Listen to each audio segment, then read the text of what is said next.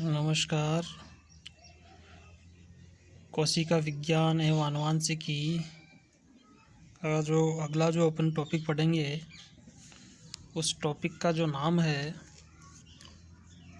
वो विकल्पी या माध्य द्वारा अभिगमन है। विकल्पी या माध्य द्वारा अभिगमन फैसिलेटिव और मीडिएटेड ट्रांसपोर्ट जिसको अपन कहते हैं, उसके बारे में अपन इस वीडियो के अंदर डिटेल से जानकारी प्राप्त करने वाले हैं। पिछले वीडियो में आपने जो है विसरण परासरण के बारे में डिटेल से पढ़ा था, जो कि एक निष्क्रिय अभिगमन का प्रकार है या निष्क्रिय अभिगमन जो होता है वो विसरण और परासरण के द्वारा होता है। अब इस वीडियो के अंदर अपन जो है माध्य द्वारा मतलब विकल्पी या माध्य द्वारा अभिगमन किस प्रकार से होता है उसको अपन पढ़ते हैं। तो चलिए देखते हैं अपन इस वीडियो के अंदर। माध्य मीडिएटेड जो होता है वो दो प्रकार का होता है। एक होता है नाल जिसको चैनल कहते हैं, और एक होता है आपकी वाहक जिसको अपन प्रोटीन भी कह सकते हैं। वाहक जो होता है जिसको अपन प्रोटीन या इसको अपन मोटर भी कह सकते हैं, मोटर। एक होता है वाहक जिसको नाल कहते हैं। नाल और वाहक ये दो प्रकार के माध्यम होते हैं जिनके द्वारा क्या होता है कि पदार्थों का आवागमन होता है। इसके बाद में देखिए, जो नाल होती है, चैनल होती है, वो दो प्रकार की होती है। वो एक जो होती है वो ओपन चैनल होती है, जिसको ओपन का मतलब होता है खुली नाल, और एक होती है आपकी क्लोज्ड नाल, या जिसको अपन कहते हैं क्लोज्ड चैनल, या इसको अपन कह सकते हैं बंद नाल। इसमें देखिए अभिगमन होता है, जबकि क्लोज्ड जो चैनल होती है उसके अंदर अभिगमन नहीं होता है, क्योंकि इसके अंदर जो है चैनल बंद रहता है, नाल बंद रहता है। इस कारण से इसमें आयनों का जो है अभिगमन नहीं होता है, जबकि इसमें आयनों का अभिगमन होता है। इसके बाद में देखिए, कोशिका झिल्ली से आर पार, ये देखिए यहाँ पर, कोशिका झिल्ली से आर पार जाने वाले सभी पदार्थ ऐसे नहीं होते जो मुक्त रूप से विसरण द्वारा अभिगमन कर सके। अतः कोशिका की बाहर या भीतर प्रवेश करने हेतु एक ऐसे चालक बल की आवश्यकता होती है जो इन पदार्थों व कोशिका झिल्ली के घटकों के मध्य अन्योन्य क्रियाओं द्वारा उत्पन्न होता है। देखिए विसरण जो और परासरण जो अपन ने पढ़ा है, जो निष्क्रिय अभिगमन है, निष्क्रिय अभिगमन के द्वारा उनमें जो है परासरण विसरण में जो है आयनों का या पदार्थों का आवागमन होता है, वो यहाँ पर नहीं होता है। और यहाँ पर नहीं होने के कारण से अब देखो यहाँ पर जो है पदार्थों का या आयनों का जो आवागमन है वह इन दो माध्यमों के द्वारा होगा, या तो चैनल के द्वारा होगा या वाहक के द्वारा होगा। अब देखिए यहाँ पर कोशिका झिल्ली में पदार्थ के अभिगमन की गति में वृद्धि हेतु वाहक जिसको अपन कैरियर कहते हैं की आवश्यकता होती है। वाहक पदार्थ प्रोटीन होते हैं, यानी जो वाहक अपन ने यहाँ पर पढ़े हैं ये वाहक कौन होते हैं? प्रोटीन होते हैं। इन प्रोटीन के साथ में जो है जो आयन होते हैं या पदार्थ होते हैं वो कोशिका के अंदर और बाहर आ जा सकते हैं, जिनको अपन कैरियर भी कह सकते हैं। इसके बाद में देखिए, ये जो वाहक होते हैं ये वाहक प्रोटीन अभिगमन करने वाले पदार्थों के प्रति विशिष्ट प्रकृति के उपयोग में लाए जाते हैं। यानी प्रोटीन जो होगी, जिन पदार्थों के लिए प्रोटीन काम में ले जाएगी, एक विशिष्ट प्रकार की प्रोटीन ही होगी जो उनको साथ में ले जाने के लिए काम में आती है। जैसे अनेक शर्कराओं, अमीनो अम्ल, फास्फेट के लिए जैसे कैल्शियम है, सोडियम है, इसके अलावा पोटेशियम है, आदि विशिष्ट वाहक जो है उपयोग में लाए जाते हैं। यानी इनको अपन जो है क्या कह सकते हैं, इनको अपन जो है आयन कहते हैं। इन आयनों का जो है आवागमन किनके द्वारा होता है? विभिन्न प्रकार की प्रोटीनों के द्वारा होता है, जो विशिष्ट प्रकार की प्रोटीन होती है।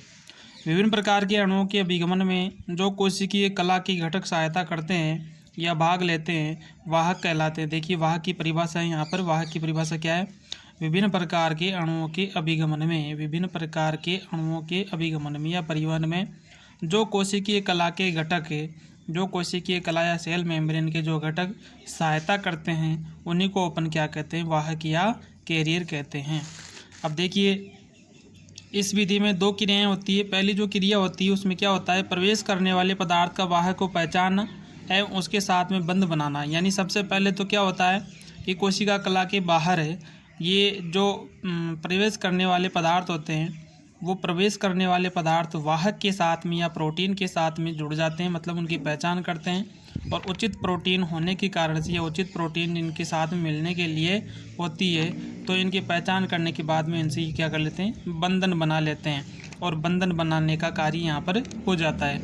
ये कोशिका झिल्ली के एक और होता है, मतलब कोशिका झिल्ली जो होती है उसके बाहर की तरफ होती है प्रक्रिया। दूसरी प्रक्रिया में क्या होता है कि वाहक प्लस पदार्थ जो होता है, वाहक का मतलब प्रोटीन, और जो पदार्थ अंदर जाने वाला होता है उसका कोशिका झिल्ली के दूसरी ओर पहुंचने पर दोनों का अलग होना एवं पुनः प्रवेश करने वाले पदार्थ हेतु वाहक उपलब्ध हो सकना। यानी जो वाहक और पदार्थ ऊपर जहाँ पर बंध बना लेते हैं, बंध बनाने के बाद में जो है अंदर प्रवेश कर जाते हैं। अंदर प्रवेश करने के बाद में वाहक अलग हो जाते हैं और पदार्थ अलग हो जाते हैं, दोनों अलग अलग हो जाते हैं। और फिर से क्या होता है, वही प्रक्रिया होती है फिर से, यानी पुनः प्रवेश करने वाले जो पदार्थ होते हैं वाहक उपलब्ध हो सकते हैं।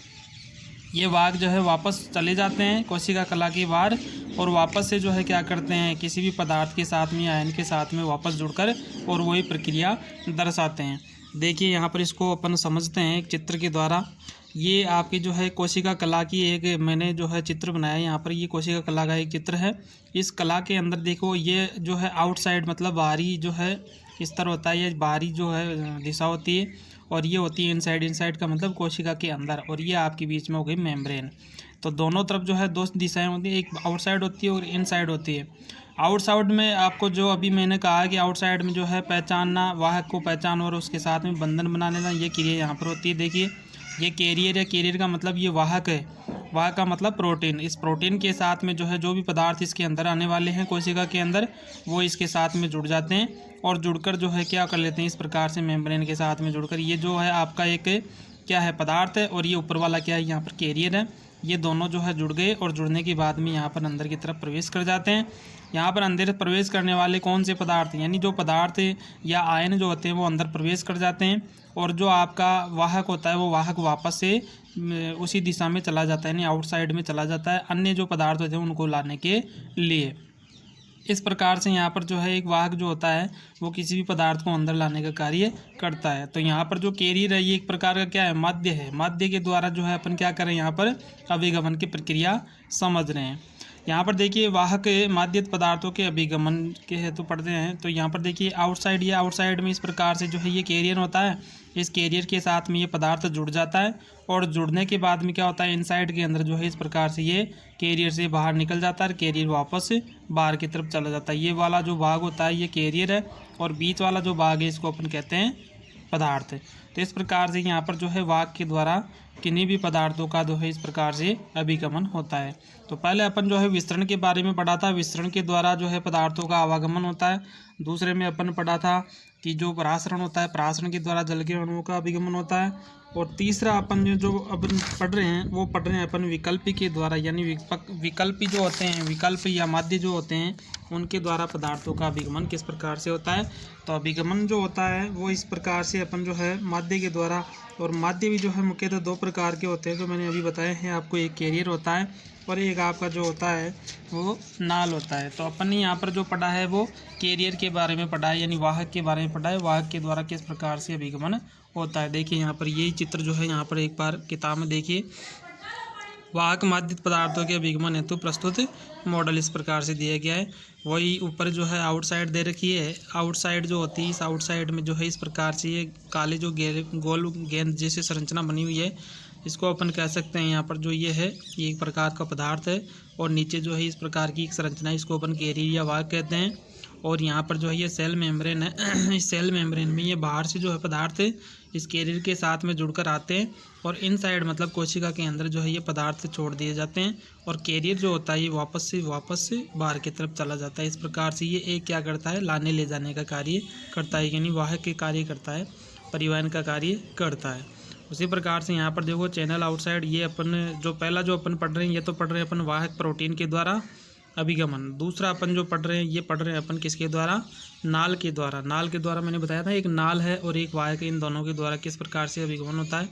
तो ये नाल के द्वारा देखो इस प्रकार से एक संरचना बनती है नाल जैसी, इसमें जो है पदार्थ फिट होता है, और पदार्थ फिट होने के बाद में जो है ये इस प्रकार से आगे की तरफ जो इनसाइड में बाहर निकल जाता है। तो इस प्रकार से यहाँ से जो है नाल और वाहक के द्वारा पदार्थों का अभिगमन होता है। तो ये दे रखा है यहाँ पर वाहक मादित पदार्थों के अभिगमन हेतु प्रयुक्त मॉडल, ये एक प्रकार का मॉडल भी है। यहाँ से प्रश्न भी बन सकता है।